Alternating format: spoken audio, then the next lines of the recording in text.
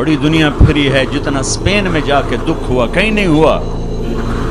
اس بات کا دکھ نہیں تھا کہ 800 سال کی حکومت ختم ہو گئی، دکھ اس پر میں مسجد قرطبہ میں کھڑا رو رہا تھا۔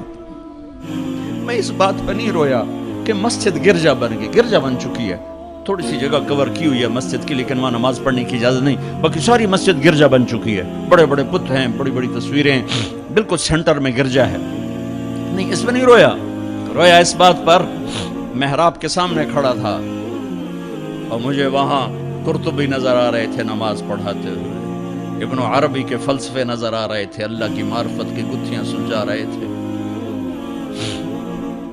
بقی ابن مخلد کا درس حدیث نظر آ رہا تھا، قرطبی کا درس تفسیر نظر آ رہا تھا، یحییٰ بن یحییٰ اندلسی کی درس حدیث کی مجلس نظر آ رہی تھی، لیکن وہ میرے خوابوں میں تھا، باہر تو بت پڑے ہوئے تھے۔ اور میں جو دکھی ہوا کس بات پہ ہوا کہ جس وجہ سے اسپین کی مسجدیں گرجا بن گئی، 800 سالہ حکومت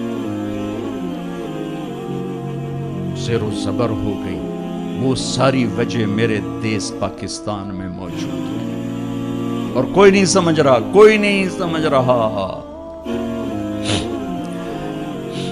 اس لیے میں نے کہا تھا مردہ یزید پہ لعنت بھیجتے ہو اور زندہ یزید کے سامنے دست بستہ ہو کے کھڑے ہو۔ اس ایک حدیث کو سینے سے لگا دو، دل کھلے کر دو سب کے لیے۔ اگر آپ کی نظر میں کافر ہوں تو مجھ سے نفرت کیوں کرتے ہو؟ میرے نبی والا کام کرو نا، سینے سے لگاؤ، کھانے کھلاؤ، سمجھاؤ تبلیغ والوں نے کیا کیا ہے۔ آپ کو ہاتھ جوڑ کے کہتا ہوں تبلیغ میں ٹائم لگاؤ، پوری دنیا میں واحد دین کی محنت ہے جس نے محبت کا وہ پیغام پہنچایا ہے کہ امت کو فرقہ واریت سے نکال کر ایک امت پنے کی شکل دکھائی ہے۔ میرے نبی نے کیا کیا؟ عبداللہ بن ابی کا جنازہ پڑھا دیا۔ میرے نبی نے کیا کیا؟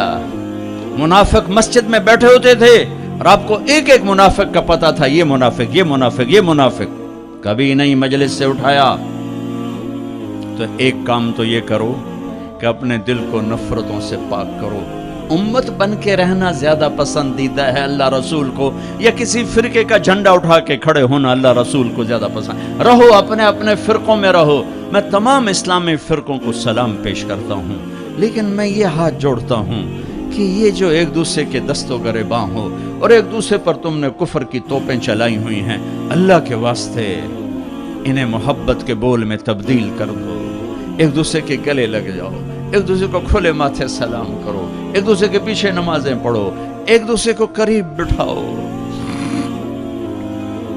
اپنے نبی کی تم چھوڑو مولوی کی بات، میری تھوڑا قرآن اٹھا کے پڑھ لو، قرآن اٹھا کے پڑھ لو، خود پڑھو، سارے تم پڑھے ہوئے بچے بیٹھے ہوئے ہو، اپنے نبی کی سیرت پڑھو، میری گل کتے مار چھڑو، مینوں دفع کرو میں کون ہاں، میں مشتاق، اپنے رب دا قرآن پڑھو، اپنے نبی دی حدیث پڑھو، اپنے نبی دی زندگی پڑھو تو انہوں پتہ لگ جائے۔